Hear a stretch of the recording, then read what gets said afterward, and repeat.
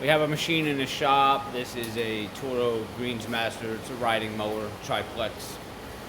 But this problem basically will pertain to most machines that have a Briggs & Stratton or a Kohler motor on it, or most machines that have an alternator, which is pretty much all. So the issue this was having was it would jump start, but then it wasn't taking a charge. So before you go panicking and start ripping things apart and buying batteries and thinking you got to change the alternator, sometimes it's always the most minor things. So when I went to test the alternator on this, I had noticed something, and this may be the problem with yours, so check this first. Now, when I went in here to check the alternator, I had already unplugged it here because I was going to do a test with my multimeter on here. But then what I noticed was, let me see if I can zoom in. There we go. See that wire right there where the tip of my finger is? It's right there. Well, that's the other wire. There's two wires that go into this clip here from the alternator, and one of them's missing. The other half of it is right there. Got broken off. So the alternator is not charging. It can't charge because the wire is sheared off. Now, there's not really much hanging out there to strip it, so it's going to be a little bit of a task because that wire from the stator or the alternator runs behind that starter. Let me zoom back out here. We're a little blurry. So yeah, that wire runs behind the starter. So you are going to have to drop that starter down, fish that wire out of there. We may not have to drop it down. We're going to dig in there and see. And then we're going to strip it, and we're going to tie a new wire onto it and plug it in. And that should fix the problem. But before you go ripping off this cover and the flywheel and everything to change the alternator, and if you are doing that, I have another video on my channel. Just look it up on how to actually do the alternator. But check your wiring and make sure that the wiring back on the back of this clip, make sure both wires are there, and make sure they're also seated properly and not loose, because you can't get a charge if the wires aren't connecting or not there. So hopefully that'll help you diagnose your problem. But let's see what we got to do to get that wire out so that we can get this fixed and working again. If you have an old alternator laying around the shop that still has this clip on it, then what you can do is just snip your wires and add a new one on with the new wires. Now, first thing we're going to do is we are going to take this cover off, but we're not going to remove the flywheel or anything like that. Alright, but you got your fuel pump up here. You're going to have a bolt here, and there's going to be another bolt right underneath of there. Alright, so take these two off first, get your fuel pump up out of the way, and you're going to be able to get access to that bolt under there also. And then you're going to have a couple bolts around. I don't know if you can see that, it's kind of dark. You have a bolt there. Looks like there's another one up here. You're going to have a couple bolts around this cover here. You can't really see on this side. There it is there. Another one down here in the middle, and one down here at the bottom. You're going to need to remove all of that and pull this cover off of there. You also got this shroud here with a couple Phillips head screws in it. Gonna need to take those off. See if we can slide this cover off and access our wire there. See if we can just pull it out to restrip it. Alright, so we got these two bolts off here. Sorry about the music in the background. I don't know if it's too loud, but helps the day go by. So we loosen these two, and as you can see, you pull your fuel pump up, and now you can expose those 2 bolts underneath. They are gonna have to come out next. All right, so we got all the screws out around the case. As you can see, the case still won't want to come off. It is loose, so it is moving now. But this shroud's gonna have to come off, and you got 4 bolts here. Just get a Phillips head, take them off. All right, shroud's off. Now you can see this is ready to come off. You're just gonna have this hose here, if you have it on your unit, that goes up into the air cleaner. You can see it up there. Just want to pull that out, and then carefully, there you go, slide that right off. Now I got to readjust my light here, see if we can get a grip on that stator wire. Alright, it looks like we are actually not able to access the wire from this side of it, so it looks like we're going to go ahead and pull this exhaust off, which would be, you got a nut there and a nut there on the other side, and then there's a muffler clamp here. You can remove the muffler clamp and should be able to pull this exhaust off, and hopefully we can get to the wire behind this starter here, because I really don't want to have to go ahead and pull this flywheel off.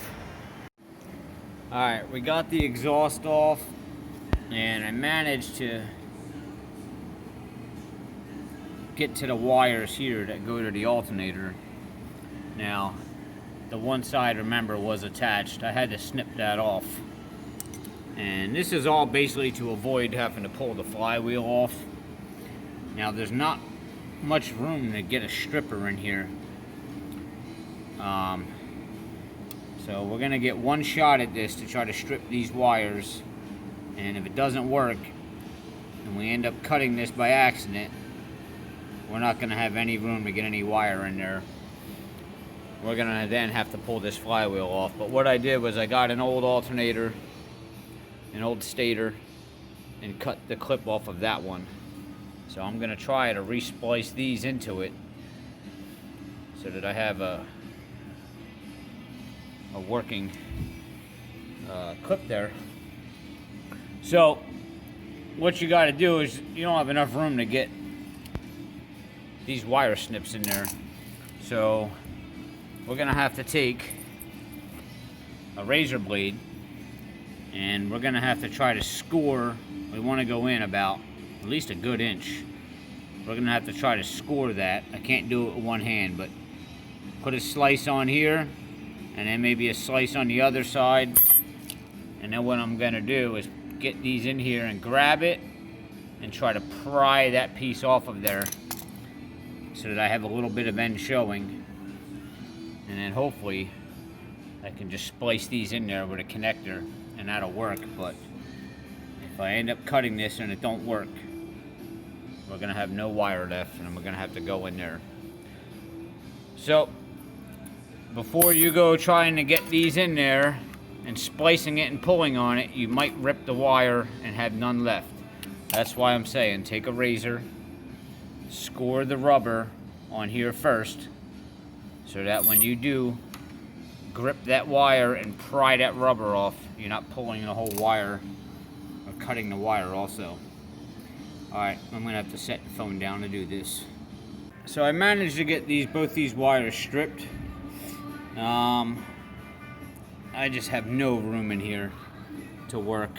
I don't know how I'm even gonna get these things spliced, get an adapter on there, because then I still gotta get in there to crimp it. Can't really see. But the wires are there. It's very hard to get in there. So, one last thing I am gonna try here is take this shroud off of here, which is real simple. There is, let's see if I can get this light back here. Hold on.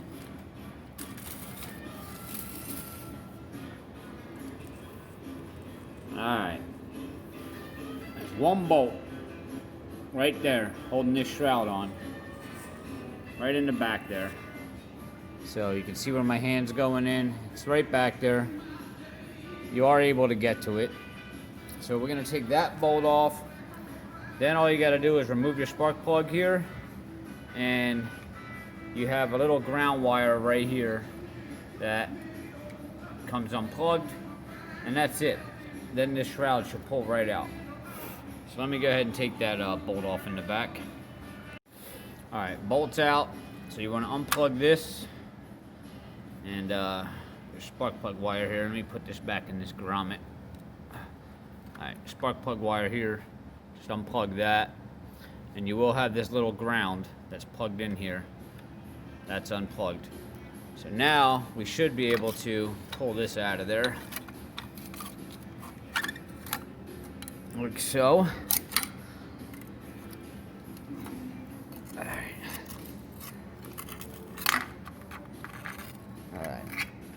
Just like that. Now I have room to work. I have full access to this starter now, so that should give me what I need to splice that new end on the alternator. Man, that was a lot of work. Could have just took the damn flywheel off by now, but I really don't want to get into all that. So, alright, I'm going to try to get 2 connectors on here now that I have these wires spliced. And the idea, again, is to splice this new adapter onto there. And then we can put this sucker back together. Alright, I'm going to go get some connectors. We'll be back. Alright, so as you can see, I got these screw connectors on there. And I'll tell you why I use them. I didn't have a whole lot of room to get in here with these connectors, because once you put them on, I still would have to get in there and try to crimp it. And these, I know in the past, if you don't crimp them right, the wire ends up slipping out anyway and pulling out. And I didn't want that to happen, so I kind of had no choice but to twine those 2 wires together, intertwine them, and then screw them on, which gave me a nice tight seal. Now, if this were, you were doing a job for a customer or somebody, by all means, you probably don't want to do it this way and rig it up. You probably just want to go through the headache. They're going to have to pay a little extra money. Take your whole flywheel off, take your starter off, run a whole new alternator in there. But if you're a homeowner and you don't want to go through all that, maybe you don't have the pullers to pull this off, this is the way you're going to have to go. Now, the only other concern you have here is you want to make sure you don't have any wires hanging out from underneath of these caps. Because remember, that is your alternator. There is voltage, and those wires will touch the cylinder head here or the starter, and they're going to arc. So make sure you got these screwed on tight and there's no wire sticking out. Now, I don't really have any room to even get in there to wrap electrical tape around it. So either A, you're gonna buy the tape that you can shrink on there with heat, or what I'm gonna do here is these are actually gonna tuck down back in there behind the starter. I can push them down in there because there's not gonna be any tension on these wires anyway. So what I'm gonna do is push them back down there behind the starter, and I'll be able to plug that back in when I put it back together. And if it becomes a problem and that does come loose or starts arcing, and we're just gonna rip this off and do it right. Alright, well, as you can see now, it's actually better anyway. You got a nice long wire out here. You can disconnect the wire from here. Why on earth they put these alternator wires so short back there is beyond me. If you ask me, it's just for service money, make money. Make the homeowner bring it in for repairs. But now you got a nice long wire out here. It's tucked in behind the starter. I put this shield back on, and this actually helped push that wire down in there behind the starter a little bit more. So hopefully that holds up over time. But that's the quick fix. Again, if you're doing this for a customer or somebody, I don't recommend rigging it up. Just do it right. And that's it. We're gonna put it back together. Just play the video back in reverse if you need to know how to put it back together. And that is how you quick fix an alternator wire that happens to be sheared on your Vanguard motor. All right, hope this helped. See you next time.